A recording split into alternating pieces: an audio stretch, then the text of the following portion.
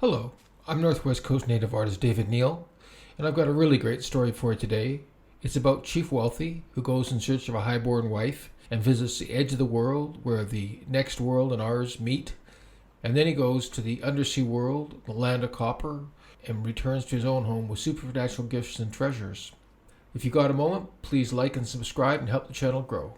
Thank you. Let's get started.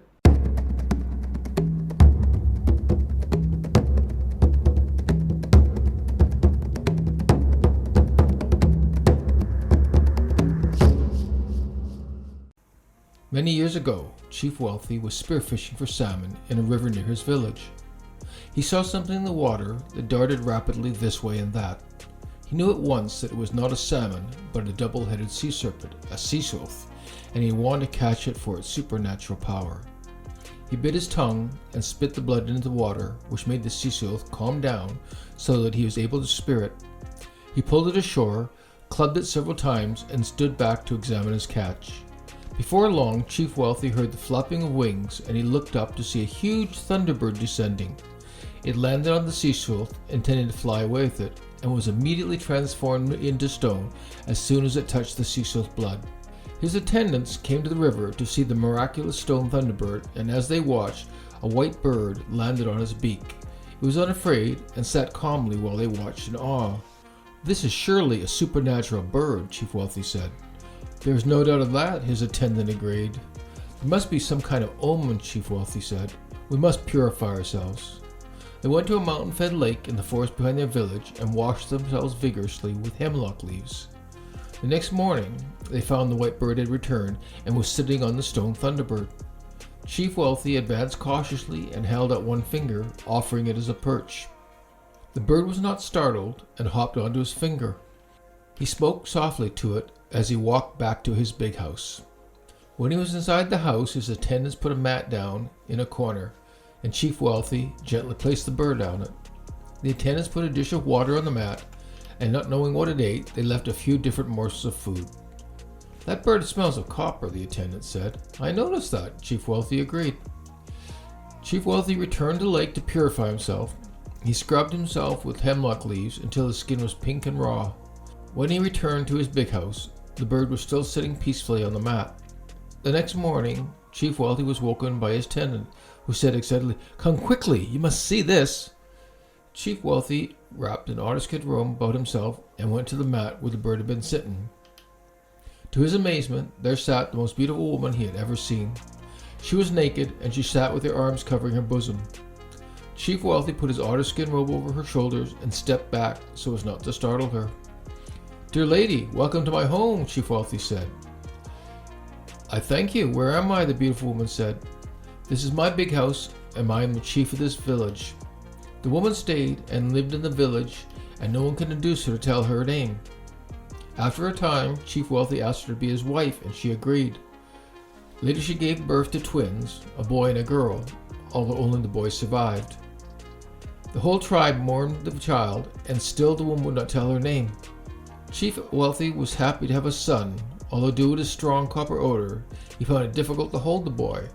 They decided to call him Copper Scent. One day his wife said to him, "You are a chief, and you should have another wife.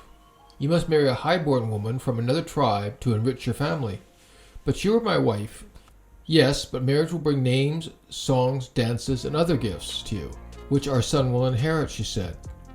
"You should marry the princess of Chief Skin Dresser, who lives at the edge of the world." "Who is this Chief Skin Dresser?" Chief Wealthy asked. "He is a powerful chief from the world beyond ours. By marrying his daughter, you will bring much wealth and prestige to our family," the woman said. Chief Wealthy thought about it and then replied, "We will go see this chief from the edge of the world and ask for the hand of his princess." The attendants started to pack food for the journey and marriage gifts to give to the chief.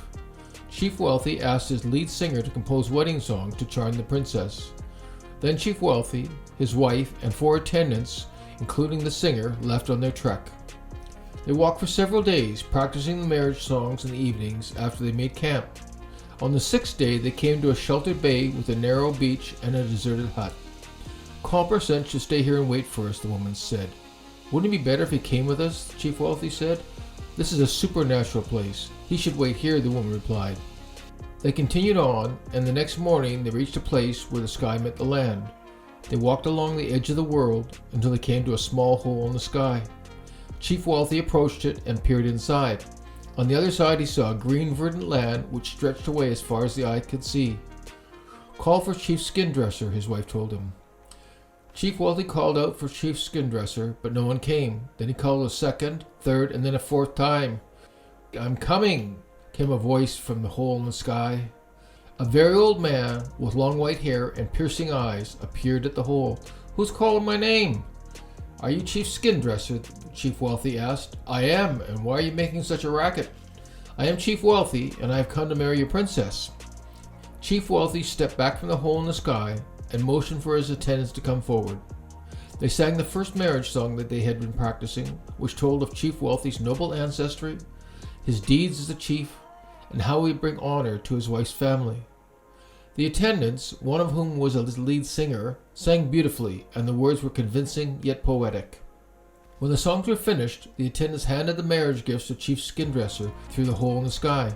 They gave him precious sea otter, marten, lynx, and bear robes, and a box of abalone shells. They saw from his reaction that Chief Skin Dresser was much impressed by the gifts. "You are clearly a chief of noble birth, and your generosity is noteworthy," Chief Skin Dresser acknowledged. "I accept your offer of marriage for my daughter. I have gifts for you also." Dressed caribou skins, which were water resistant and very rare, were passed through the hole in the sky to the attendants. Then a wooden cradle with a baby was passed through, and Chief Wealthy took the baby in stunned silence. "Is this your daughter, the princess?" Chief Wealthy asked. "That is her, and a rare beauty she is," Chief Skin Dresser admitted. Chief Wealthy looked at the baby, and she was indeed beautiful, but he didn't want an infant for a wife. He passed the cradle back to the hole in the sky and said, "She's too young, I decline the marriage." "I'm sorry to hear that," Chief Skin Dresser said. Chief Skin Dresser then took a flask of urine and sprinkled it over the infant, which caused her to immediately transform into a full-grown and very lovely woman. Chief Wealthy peered through the hole in the sky and was amazed to see that the baby had transformed into a fine-looking woman. "Wait," Chief Wealthy said, "I'll take her as my wife." "It's too late now. She won't fit through the hole," Chief Skin Dresser pointed out. "I want her for my wife," Chief Wealthy exclaimed. "She is too large to fit through the hole," Chief Skin Dresser explained. "That is why babies are small when they are young." "You could have had a high-ranking wife, but you chose to return her," his wife reminded him. Chief Wealthy realized that he had acted hastily, but nothing could be done. "Pack up the caribou skins, we are leaving," he told his attendants. They traveled back the way they had come until they reached the place where they had left Copper Scent, who stood on the shore beside the magnificent canoe. When the boy saw them, he waved enthusiastically. "Look at this amazing canoe," Copper Scent exclaimed. "Where on earth did you get a canoe?" Chief Wealthy asked. "The night after you left, I had a dream. A man came from the sea and gave me a self-paddling canoe," Copper Scent said. "In the morning, when I went down to the beach, this canoe was sitting there." "It's quite a canoe," Chief Wealthy admitted.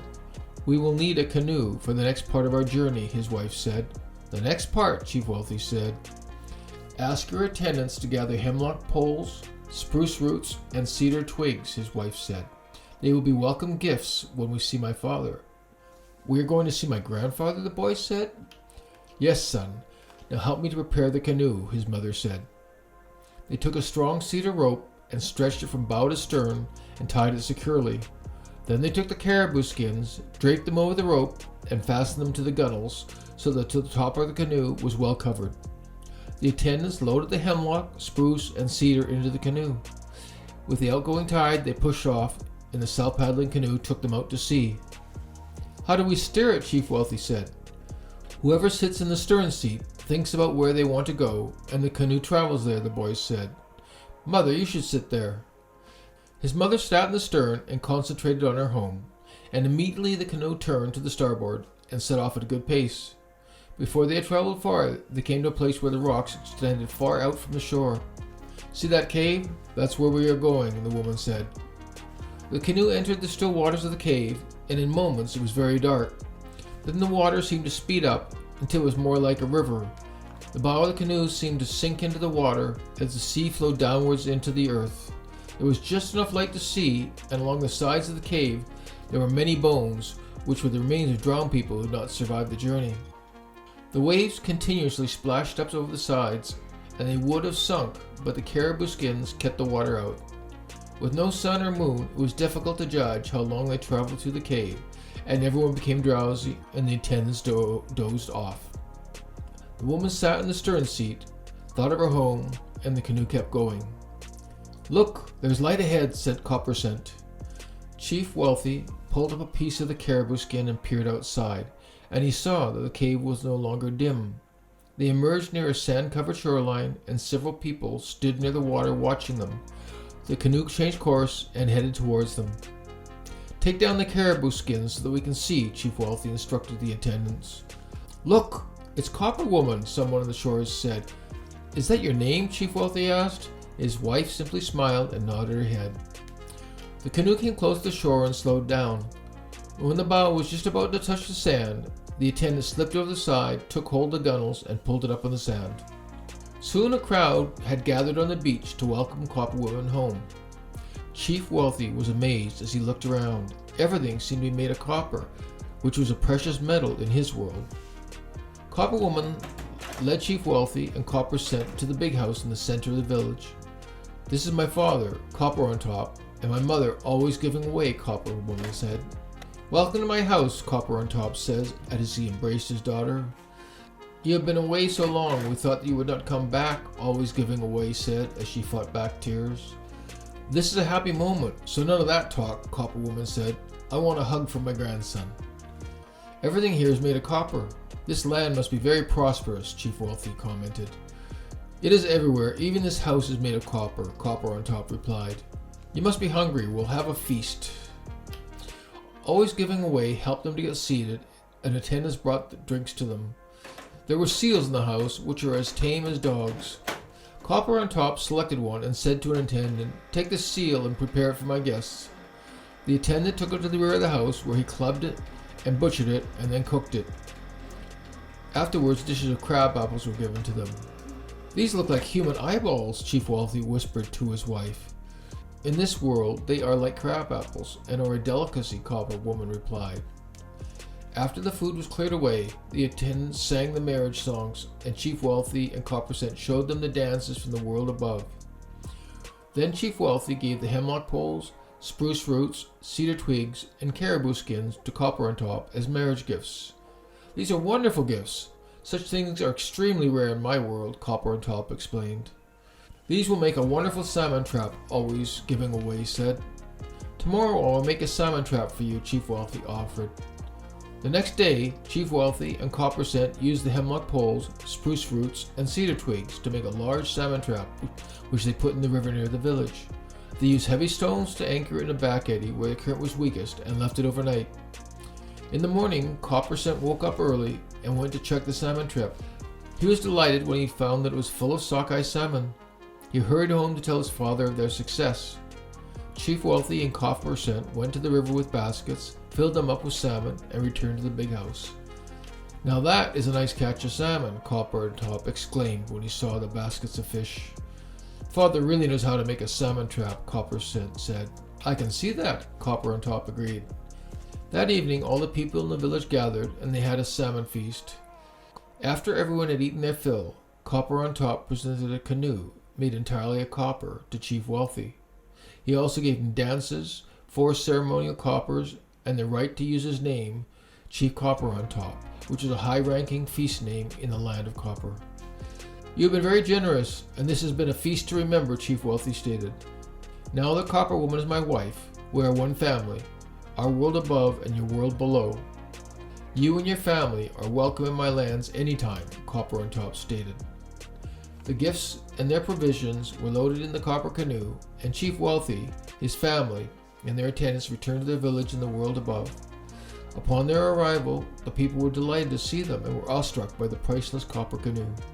Chief Wealthy hosted a feast and showed the songs and dances that he had brought back from the land of copper. During the potlatch, Copper Woman and Copper Scent sank into the floor and disappeared while they danced. Later that day, to the astonishment of everyone, they re-emerged and they had no memory of where they went. Chief Wealthy assumed his feast name, Copper on Top, and told the story of his journey. Then he distributed the ceremonial coppers to sub-chiefs of the village and gave smaller gifts to the people. Copper Woman never returned to the land of copper. She and Chief Wealthy had 4 sons and 4 daughters. Their descendants married into many tribes of the northwest coast, so their bloodline from the people of the land of copper lives on in our world today. The end.